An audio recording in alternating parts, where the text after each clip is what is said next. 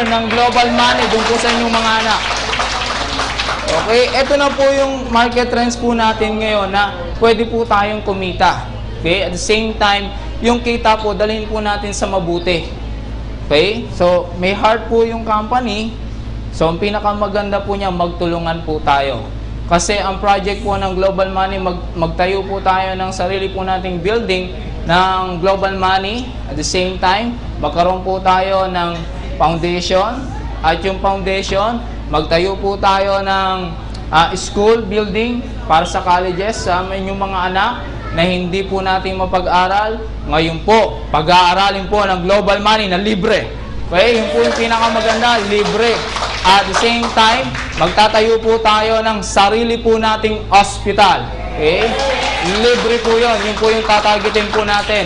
Magtatayo po tayo ng sarili po nating hospital para libre po yun para po sa mga members po ng Global Money. Okay? So dito po ang pinakamaganda po niyan. Ano po ang kinagandahan sa network marketing? So sa network marketing, ito yung you multiply yourself through other people. Eh, pinakamaganda po yung nagmumultiply po tayo. Mahirap po kasi kung hindi po tayo nagmumultiply sarili po natin. Okay, ganun po yung sistema po sa network marketing. Mahirap po kasi, halimbawa, ikaw, mag-isa ka, nagtatrabaho sa isang pabrika. Okay? Papasok ka ngayon sa pabrika. Pagkapasok mo, kinabukasan, masama pakiramdam mo ngayon.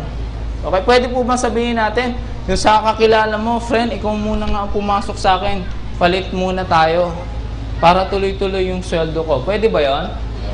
Kasi yung sistema po sa company, ano, no work, no work, no pay, di ba? Ang sistema na po ngayon sa pagiging empleyado, lalo pang lumala. Di ba? Lalong lumala. Dati, uso ang regularization. Ngayon, wala na ang regularization.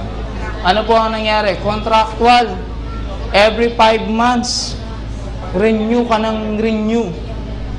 Okay, paano tayo mabubuhay pag ganyan po ang sistema po natin sa pagiging empleyado? Po ba? Ang hirap na po. Eh, lalo na, after 5 years pa, eh baka maging 3 months na lang ang kontrata. Hindi po ba? So, ang pinakamaganda po niya, pasukin po natin yung negosyo. Ito na po yung magmumultiply ka through other people. At ang pinakamaganda niya, magmumultiply ka mula dito sa Pilipinas at sa iba't ibang bansa. Okay?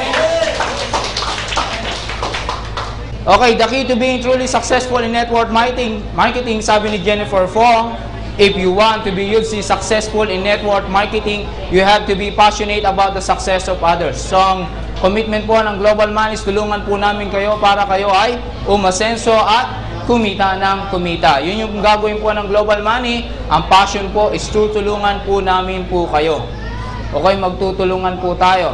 Halimbawa po, ma'am, sumali po kayo sa Global Money. Tapos, hindi naman po kayo kumita. Ano kaya magiging senaryo? Halimbawa, yung friend mo, nangamusta? Friend, kamusta ang Global Money mo? Ako, hindi naman ako kumikita ngayon sa Global Money eh. Diba? Kasi hindi ako kumikita eh. Ano nangyayari? Kumakalat, bad news, diba? Imbes na good news, bad news ang kumakalat. Eh, plano pa naman niya magpa-member sa Global Money. Ako, plano ko pa naman magpa-member sa Global Money. Naku, wag ka na magpa-member sa Global Money kasi hindi naman ako kumikita. Diba? Ganun ang magiging senaryo. Ang kumakalat, bad news kaysa good news. Sa tingin niyo magpapa-member pa yon? Hindi na magpapa-member yon.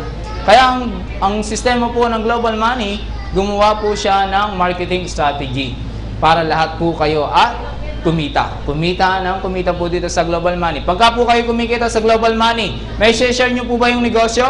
Siyempre, may share po ninyo yung negosyo kasi kumikita po kayo. Ganito ngayon ang magiging senaryo. Nangamusta yung friend mo? Friend, kamusta yung Global Money mo? Ngayon, kumikita ako ngayon sa Global Money. One time, invite kita.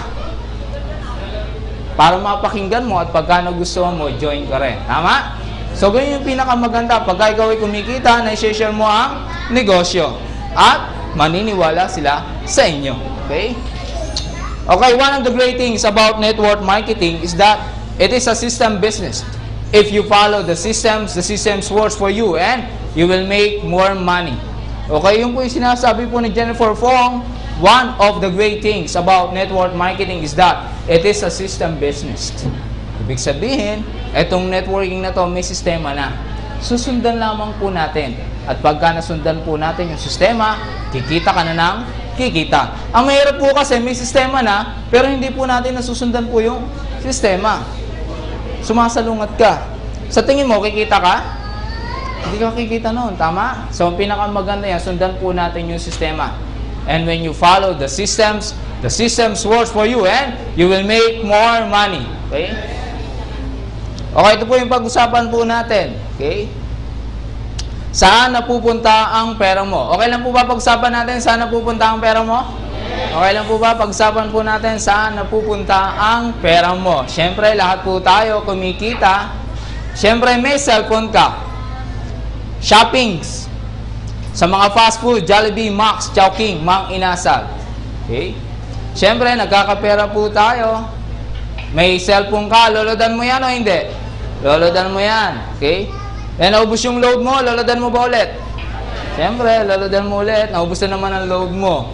Okay, hindi mo na malayan, 1,000 nakuubos ka sa loob ng isang buwan. Shopping, 1,000 pesos, kulang yan. Dagdagan natin. Okay, kailangan natin mag-shopping.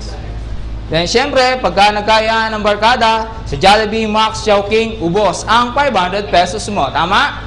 Lalo na pagka nagkayaan ng pamilya, 500 pesos mo, ubos yan. Okay? Lalo na sa Starbucks, 1,000 pesos mo, coffee lang yan. Ubos ang 1,000 pesos mo. Ang tanong, may bumabalik? May bumabalik? Wala din po ba? So, ang kailangan natin gawin is we need to invest our money wisely. Kailangan po natin invest yung pera po natin wisely. Meron naman po kasi pagka ang sistema po natin sa buhay, gastos po tayo ng gastos. Tama? Pagka sistema po natin sa buhay, gastos dito, gastos doon, anong mangyayari po sa atin? Nako, talagang lagi po tayong mabibitin sa pera. Ang pinakamaganda niyan, we need to invest our money wisely. Yung alam natin na may babalik yung pera sa'yo. Yung may babalik sa'yo. Mahirap naman kasi pag gastos dito, gastos doon. Walang babalik dyan. Ang pinakamaganda niyan, mag-isip ka ng papasukan mong negosyo na mayroong babalik na pera sa'yo. Yun yung pinakamaganda. Yung may babalik sa'yo. Dapat, doon tayo nakafocus, yung may babalik na pera sa'yo. Pinakamaganda kasi sistema po natin is merong pumapasok na pera. Kasi bakit? Mas malaki ngayon ang gastos kaysa income. Di po ba? Mas malaki ngayon ang gastos kaysa income. So, ang kailangan natin gawin is we need to add additional source of income para hindi po tayo laging bitin sa pera. Okay? Nandito na po ngayon ang Global Money to help you to earn more money. Kasi sa Global Money, merong unlimited 500 pesos. Kung may unlimited call, unlimited text, sa Global Money, merong unlimited 500 pesos. Siyempre, lahat po tayo kikita po ng unlimited 500 pesos. Ang tanong, gusto mo bang kumita ng unlimited 500 pesos? Yeah! Okay, siyempre, nandito na po ngayon ang Global Money. Lahat kayo kikita ng unlimited 500 pesos. Okay? So, yung po yung sistema po natin, lahat po kayo kikita po ng unlimited 500 pesos. Dito lamang po yan sa Global Money, bili mo unlimited 500 pesos. Pagka pinag-uusapan unlimited, sa tingin mo, mabibitin ka ba sa pera? Hindi ka na mabibitin sa pera eh. Pagka unlimited 500 pesos ang pinag-uusapan dito sa Global Money. Okay? E, siyempre, pag-usapan po natin, choose partner in business. Okay? Global Money is the right choice. Bakit right choice sa Global Money? Kasi darating na ikaw ay nakaupo na lang sa pera. Okay, bakit right choice sa Global Money? Kasi wise investment. Okay, bakit wise investment? Kasi one-time investment, lifetime earning. Yun yung pinakamaganda. One-time investment, tapos lifetime earning. Pinakamaganda po kasi sistema po natin, yung isang beses ka lang mag-i-invest. Ang mahirap po kasi, halimbawa, nagtayo ka ng isang negosyo. Naubos yung puhunan mo, nagdagdag ka na naman ulit. Tapos, naubos na naman yung puhunan mo. Dagdag ka na naman ulit. Tapos, naubos na naman ulit. Dagdag ka ng dagdag. Dagdag ka ng dagdag. Pagka ganyan ang negosyo mo, isarado mo na. Kasi